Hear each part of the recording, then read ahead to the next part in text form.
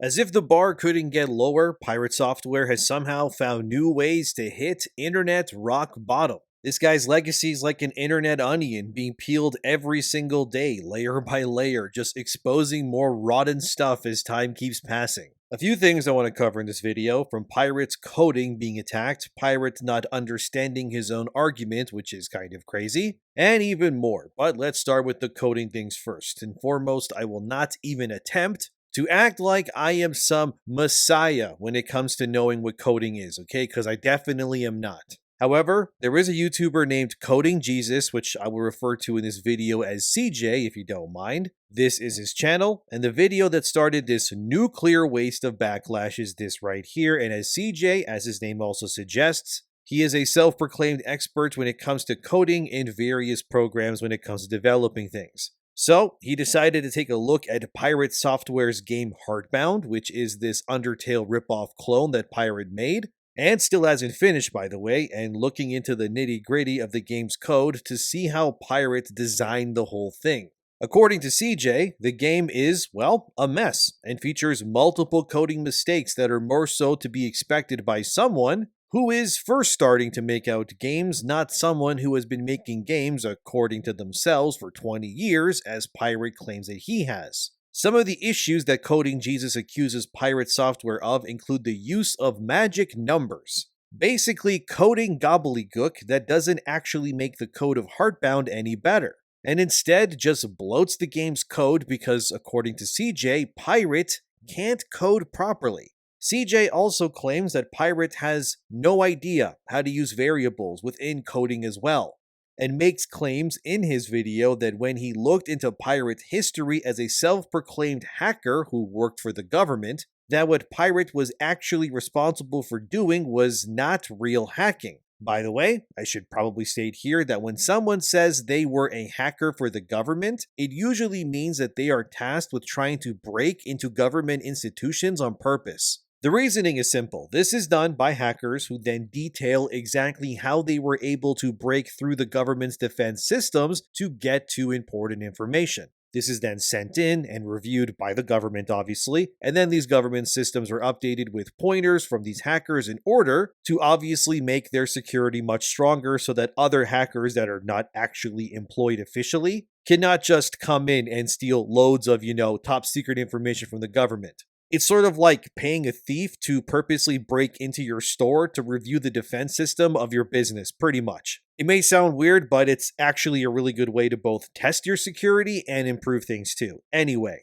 Pirate Software says that he did just that for the American government. Except, according to CJ and what he could find on Pirate's actual logged work history, is that Pirate's hacking career was, well, not really hacking at all. Instead, Pirate more so would just send phishing emails to government emails to then try to hack them this way. Basically, you ever have a scam in your email trying to create a false sense of emergency, or like an obviously fake self-proclaimed like Somalian prince who is telling you that he has $100 million waiting in offshore bank accounts to give to you out of nowhere? He just needs, of course, your full name and your banking information and your social insurance number and all that other stuff. And you obviously, if you're stupid enough, you would give this information to someone like that you don't even know via an email, and then suddenly, you're the victim of fraud. Yeah, that's basically what Pirate would try to do with the government, according to Coding Jesus' findings. Obviously, this pissed Pirate off a lot because the guy likes to portray himself as this Tony Stark level entity who is the ultimate gamer hacker extraordinaire.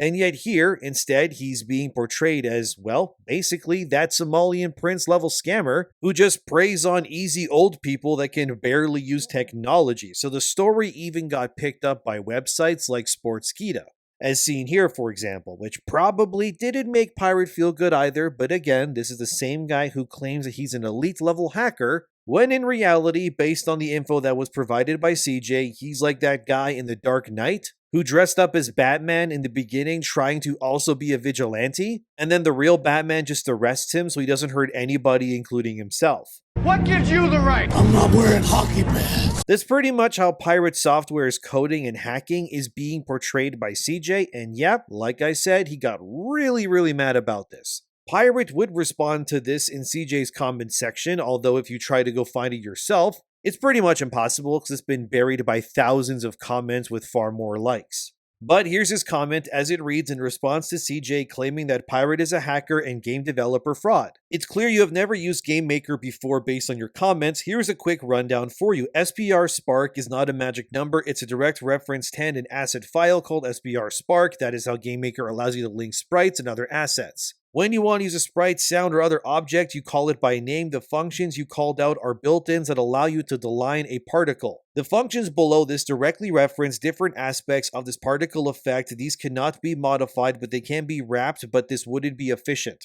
Alarms are internal to individual objects and only reference the same object they are inside of, blah, blah, blah. You get the point. And at the end there, he says your arguments are in bad faith and incorrect. Hope this helps. So like I said, he tried to defend himself, but people weren't having it because the information was out in the open there for everybody to see. Pirate was also accused of being salty and claiming that people like Coding Jesus were simply using his name for their 15 minutes of fame. But again, the problem here is not Coding Jesus, it's Pirate's code being apparently terrible. As CJ showed on his video about this, what he considered about Pirate's code is that a lot of it was due to what he called technical debt. Essentially, it's full of garbage code that didn't need to be there and just made things more complicated for seemingly no reason. Think of it like the cable setup behind your TV or your computer. You could have multiple plugins and wires going everywhere, and yeah, it probably looks terrible. When in reality, if you knew what you were doing, that mess could be reduced to a few cables and look far neater and better, if that makes sense. So this comment in CJ's video also got some attention, which reads, writes unsustainable code, thinks games preservation is unsustainable. Guys, I think we're seeing a pattern. Yeah, pretty much this. Essentially what we're witnessing here is a man who is absolutely in over his head, yet despite this refuses to admit any wrongdoing or errors on his part. These sorts of people are usually the most annoying to deal with because they're so hell-bent on being right 100% of the time, that they will even resort to gaslighting you into believing their lies are true, which is, yeah, dangerous alright. Because the last thing we need is more falsehoods being forced into objective reality when they aren't at all. And a great example of this happening is this clip of Pirate Software speaking to various creators on the It Me JP podcast, which is where this clip is from. Please watch. Kind of started. Actual hacker. An actual hacker. Like, Yes. Not like I'm a hacker. No, you're an actual hacker. You've won. Like an actual hacker. Yeah, Yeah, my last job was hacking power plants for the federal government. I Yeah. worked for the United States Department of Energy. So Just dude a walks in with a and laptop and a suit, and you lean Yeah. over to, who's that guy? Oh, that's the hacker from the Yeah, government. that's the hacker. It's even worse because we go in like Like 3 to what? 4 man teams, man. So like we've got a team of Oh, you dudes had a looking fleet. like You had this. like a team Yeah. of dudes in It suits, wasn't just holding me. laptops, Yeah, walking into exactly. restricted areas. Okay. As you saw, Pirate claims he is some elite level hacker, but based on what CJ found, nothing Pirate has done has confirmed this as being the truth. But like I said, this is why we're now at this level of the onion that is being peeled. As if all the other layers weren't bad enough, this now happens. But I do also want to pivot here because there's more that I need to cover as well. So another YouTuber named Harmful Opinions, here's his channel on screen here. He also found something else about Pirate Software too. So amidst the whole Stop Killing Games movement, Pirate recently decided to link to a blog post that someone named Daniel Tan wrote. This Daniel Tan, as Harmful Opinions discovered, worked at Yuzu Games, which if you don't know, Yuzu is a company known for making a lot of mobile game slop and browser games as you're seeing on screen. The sort of content meant to lure you in, then ask for your credit card so they can start nickel and diming you to make as much money as possible from each player. You know the type of games, I'm sure. So remember that, okay? That this is the guy who worked on those sorts of games, which Pirate Software is now referring to as a good source as to why Stop Killing Games is a bad idea. The very kind of game developer who makes games that, quite frankly, do kill games if we're being honest. And as Pirate said as to why he's against Stop Killing Games, as it reads here, and for those that don't understand why I put out the videos in the first place, you might want to give this a read. Oh, I read it, as did Harmful Opinions, and Pirate clearly didn't read what Daniel Tan wrote here, did he? And by the way, everything I'm now going to talk about will tie neatly back into the Coding Jesus controversy as well. And the whole Pirate Software can't code properly story. But anyway, as Pirate says here in Harmful Opinions video, This is the real one. I don't want the government telling indies that they have to have their live service game stay online forever. I don't want that. Nobody wants that. But when you're talking about a legal setting to force people to do this, you're generally moving in that direction. Which is interesting to hear that Pirate doesn't want the government involved in video games. However, later on in that same stream, Pirate then hopes that China, of all places, regulates video games more in the future. Here's that clip now. These are some of the most predatory dog business things I've ever seen in games. And it feels weird, but I agree with you, China.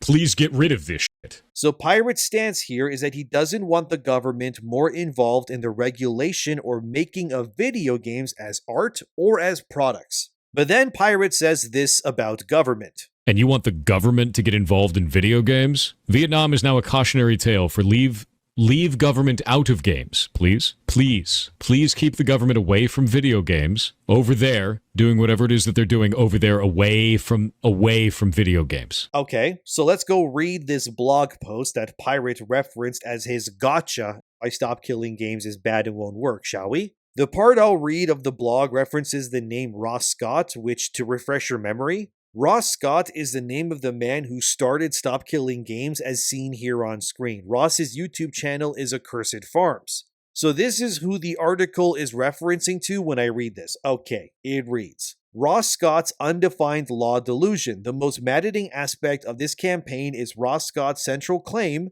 that the law wasn't written for this situation and that laws are undefined or contradictory. This is complete nonsense. The laws are not undefined, they're comprehensive, and they clearly favor publishers. The European Union Information Society Directive explicitly protects DRM systems. Consumer protection laws require disclosure, not indefinite service obligations. Copyright law establishes clear hierarchies where intellectual property protection takes precedence over consumer convenience. So essentially, Pirate's claims that this Stop Killing Games movement will lead to more government control is technically also a lie. Because what the blog post that he's referencing as truth is saying is that the very government control that Pirate is worried about is already fully implemented and is working exactly as Pirate's claims that Stop Killing Games would make the government become in the future, but they're already that already. Yeah, it's pretty stupid, ironic, and hypocritical of Pirate to claim this as being proof of his claims,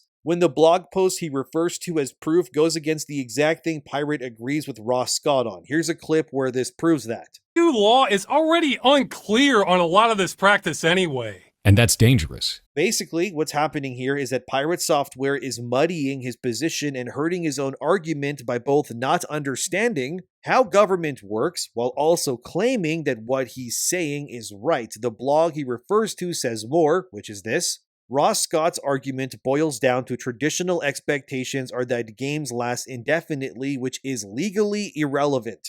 Consumer expectations don't override explicit contractual terms that meet disclosure requirements. The distinction between licensing and ownership is centuries-old legal doctrine, not some modern ambiguity that courts are scratching their heads over. When Scott claims the industry's terms might possibly be illegal, he's demonstrating a fundamental misunderstanding of contract law. These terms comply with disclosure requirements under existing consumer protection frameworks. Steam's disclaimer that purchases only grant licenses isn't some sneaky legal workaround, it's legal compliance. So, essentially what Pirate Software is championing here is a man who makes slot mobile and browser games, saying that you have and will never own the games that you buy for the rest of time. And that this movement is completely pointless and won't change anything because the current way this is structured is not designed in any way, shape, or form to adhere to or protect your rights as a consumer specifically.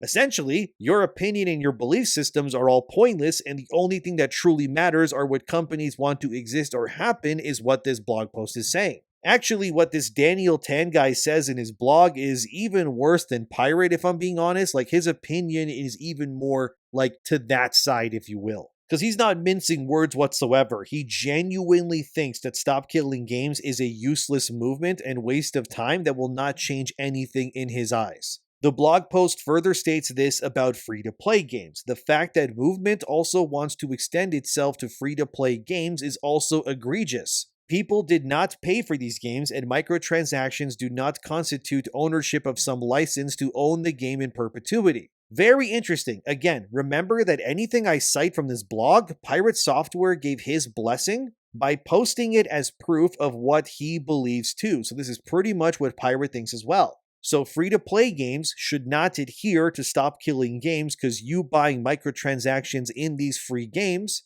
means that you do not own the game, and therefore you also don't own the costumes or the skins in these games either. And you're simply renting these things by paying money for them, and when these games inevitably die one day, all the money that you have spent can instead be looked at more so like going to the movies or like a hotel for the weekend.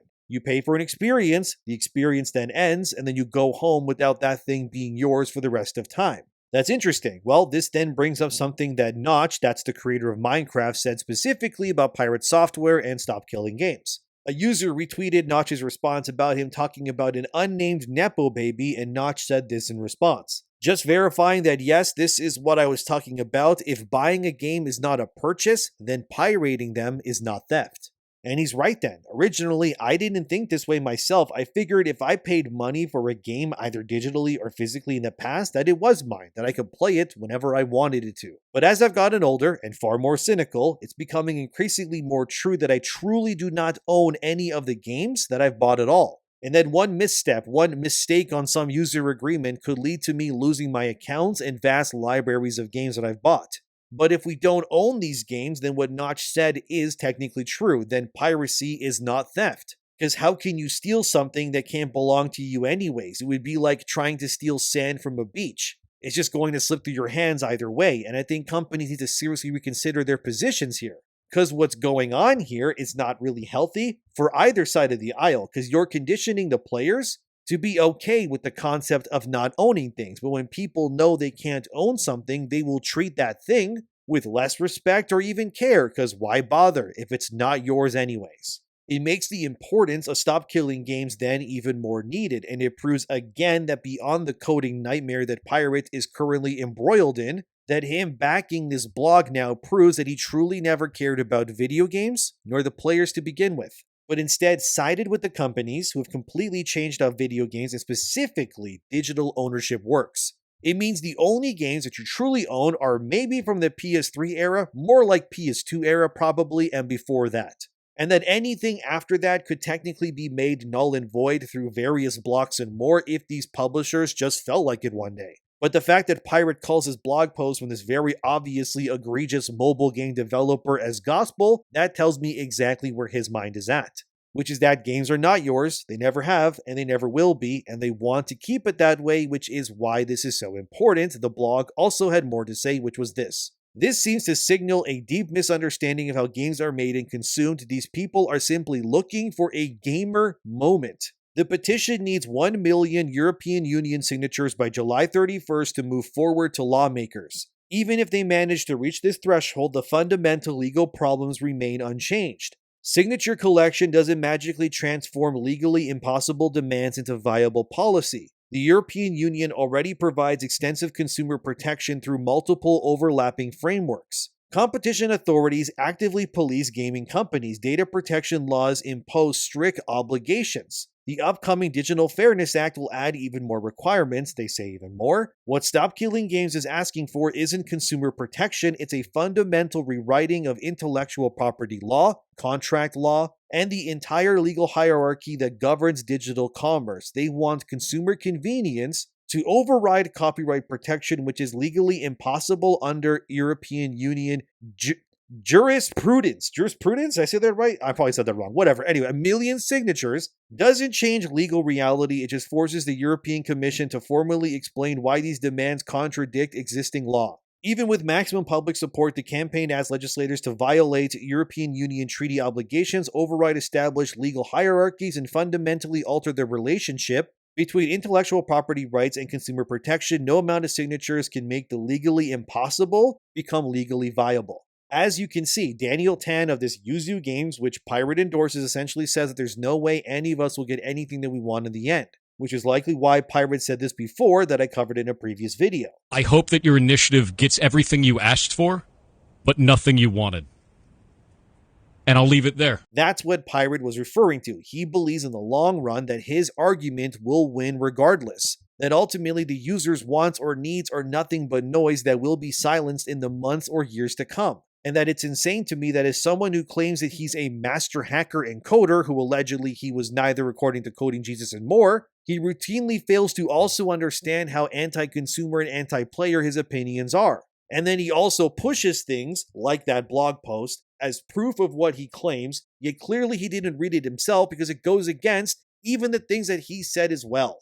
And instead of listening, he just believes that he's right and you're all wrong, and that's honestly terrible to see. However, it is great to see people like Coding Jesus and Harmful Opinions both finding things on Pirate that pertain to how he views games and the broader internet landscape. Their claims paint Pirate as a fraud and that his opinion should not be normalized or championed, but ridiculed and laughed at instead. But if there's one thing, it's that the scummiest of the opposition is so thick and everywhere that it's not going to be easy to win against. But Pirate has truly proven that he is indeed the internet's villain right now, and he may enjoy that or he may hate that. But regardless, his opinions and defense of literal slop game makers like Yuzu is very interesting indeed, especially at this point. They truly do believe that you were owed nothing, should own nothing, and if you complain about it, you're just an idiot who knows nothing and just needs to get on their knees and just beg for more. But what do you think about all this? Let me know in the comments. Thank you for watching, subscribe, and I'll see you next time.